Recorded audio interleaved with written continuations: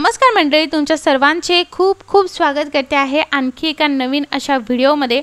आजचा व्हिडिओ तुमच्यासाठी खूप मस्त घेऊन आले आहे। आपल्या घरी जे आहे ग्लासचे कंटेनर्स असतात, त्याचबरोबर सगळ्या प्रकारचे आपल्याकडे जे आहे कप असतात, ग्लास असतात किंवा वेगवेगळे बाउल वगैरे असतात।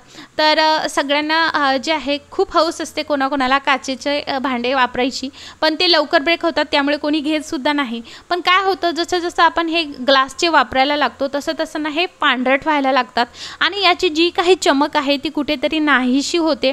आणि मग ही चमक अशीच टिकावी म्हणून हे कशा पद्धतीने क्लीन करायचं, आज मी तेच तुमच्यासोबत शेअर करणार आहे। त्यामुळे व्हिडिओ शेवटपर्यंत नक्की बघा। चला आजच्या व्हिडिओला सुरुवात करूया। सगळ्यात प्रथम मी इकडे मोठं असं बाउल घेतलेलं आहे, स्टीलचा बाउल घेतलेला आहे। जेवढेही तुमच्याकडे ग्लास कंटेनर असतील ते तुम्हाला घ्यायचे आहे। इकडे मी बऱ्यापैकी गरम पाणी घेतलेलं आहे। 3 ग्लास गरम पाण्याचा वापर मी इकडे केलेला आहे। आपल्याला गरमच पाणी घ्यायचं आहे। तुमच्याकडे जेवढे ग्लास कंटेनर असतील त्या हिशोबाने तुम्हाला इकडे गरम पाण्याचा वापर करायचा आहे। कितीही पांढरी लेयर झालेली असेल ती याने निघणार आहे। आता तुम्ही जेही डिशवॉश लिक्विड वापरत असणार ते तुम्हाला इकडेच टाकायचं आहे। तुमच्याकडे जर डिशवॉश लिक्विड नसेल तर मग तुम्हाला इकडे वॉशिंग पावडरचा वापर करायचा आहे। कोणत्याही ब्रँडचं वॉशिंग पावडर तुम्ही इकडे वापरू शकता। आणि आता आपल्याला हे छानपैकी मिक्स करून घ्यायचं आहे। आणि एक गोष्ट नक्की लक्षात घ्या, जेही क्रॉकरी आहे तुमची तर ती व्यवस्थित सुद्धा हाताळायची आहे। असं होऊ शकतं की एखाद वेळेस थोडा आपला हात हे झाल्यानंतर ते सटकू शकतं, तर त्याने व्यवस्थित करायचं आहे। आणि सगळ्यात महत्त्वाचं, हे आपण व्यवस्थित धुतल्यानंतर हे एकदम छानपैकी ड्राय करणं पण तेवढंच गरजेचं असतं। त्यामुळे तेही कसं करायचं तेही मी सांगणार आहे। बघा, आपलं आता सोल्युशन तयार झालेलं आहे। तुम्ही जे आहे आता जेवढेही ग्लास कंटेनर असतील ते अशा पद्धतीने यामध्ये डुबून त्यामध्ये थोडंसं लिक्विड असं टाकत जायचं आहे, जेणेकरून यामध्ये जे काही पांढरी लेयर असेल ती गरम पाण्याने निघायला खूप आपल्याला लवकर मदत होईल। आपल्याला जास्त प्रेशरने घासायचं काम पडणार नाही। आणि ग्लास हे असं आहे की आपल्याला जास्त प्रेशरने घासायलाही नाही पाहिजे, जेणेकरून ते ब्रेक होण्याची फार शक्यता असते।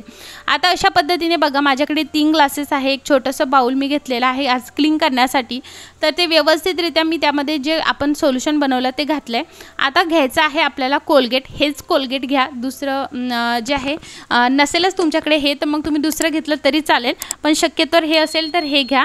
आणि थोडंसं आपल्याला कोलगेट घ्यायचं आहे घासणीवरती। आता कोलगेट घासणीवरती घेतल्यानंतर छानपैकी आपल्याला त्याला घासायचं आहे। अगदी हलक्या हाताने करायचं आहे, काहीच नाही। आणि तुमच्याकडे जर वेळ असेल तर त्या गरम पाण्यामध्ये थोडंसं जे आहे हे जे भांडे आहेत हे राहू द्या एक 10-1 मिनटं, आणि मग तुम्ही ही प्रोसेस करा। जर खूप पांढरे झाले असतील तर मग नक्कीच ते निघेल। आता बघा, जे काही आपल्या ग्लासेस आहेत त्याला व्यवस्थितरित्या आतून बाहेरून अगदी व्यवस्थित क्लीन करायचं आहे, पण जास्त प्रेशर द्यायचं नाही।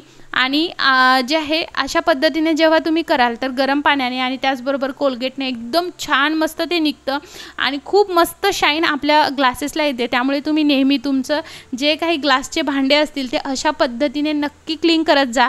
जर त्यावरती त्याची शाईन गेली असेल, एक पांढरट लेअर आली असेल, तर पूर्ण ती लेअर जी आहे ती निघून जाणार आहे आणि खूप मस्त रिझल्ट तुम्हाला इकडे भेटणार आहे।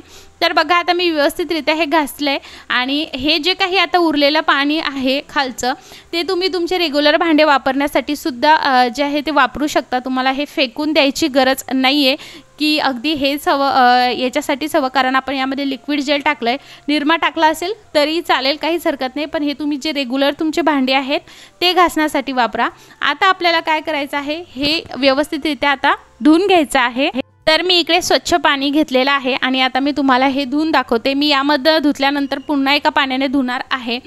छानपैकी आपल्याला एकदम हलक्या हाताने हे छान जिथे जिथे आपला हात जाईल सगळे त्याचे जे काही कानेकोपरे आहेत ते छानपैकी धुवून घ्यायचं आहे। आणि तुम्ही विश्वाससुद्धा तुम्हाला बसणार नाही, एवढे क्लिअर हे निघतात। तुम्ही बघू शकता, अगदी मी धुतच आहे तर किती छान ते चमकायला लागलं आहे। आणि ग्लास हे असं आहे की चमकायला लागले की एकदम मस्त असे दिसतात आणि अगदी क्लिअर दिसले। त्याच्यावरची जी काही लेअर असते पांढरी ती निघाली की जे आहे आपल्याला वापरायलाही ते अगदी मस्त होतात। आणि नेहमी जर तुम्ही हे असं केलं, जर हप्त्यातून जर 1 दिवस दिला जे काही तुमचे काचेचे भांडे आहेत ते घासण्यासाठी, तर मग तुम्हाला हे खूप सोयीचं पडतं। तर बघा, आता जेवढेही काचेचे भांडे होते मी ते धुवून घेते आहे। आता डबल एकदा स्वच्छ पाण्याने धुवून घेतलेले आहेत। आणि इकडे बघू शकता अगदी लाईट त्याच्यामध्ये जे आहे अगदी त्या लाईटाचा उजेड त्यावरती हे होतोय आणि खूप मस्त क्लिअर हे निघालेले आहेत। मी तुम्हाला जवळून सुद्धा दाखवते। तर हे बघू शकता किती क्लीन निघालेले आहेत। खालून बघा, आतून स्पेशली आतून आणि जे काही बॉटम असतं ना तिथे भरपूर पांढरट झालेलं असतं, तर ते पण किती छान क्लीन निघालेलं आहे. आता जेव्हाही आपण ग्लासेस वगैरे घासतो, म्हणजेच आपले काचेचे भांडे घासतो ना, तर तेव्हा काय होतं की हे वाळवणंही तेवढंच महत्त्वाचं आहे. आपण काय करतो, हे घासतो आणि असं वाटतं की नको हे फुटायला, म्हणून आपण जिथं आहे तिथे लगेच ठेवतो. तर तसं नाही करायचं. सुती कपडा घ्यायचा आहे, कोणताही सुती कपडा तुम्ही इकडे घेऊ शकता. आणि सुती कपडा घेतल्यानंतर आपल्या घरामध्ये बघा चमचे असतातच, स्पेशली फोर्क असतो बरोबर.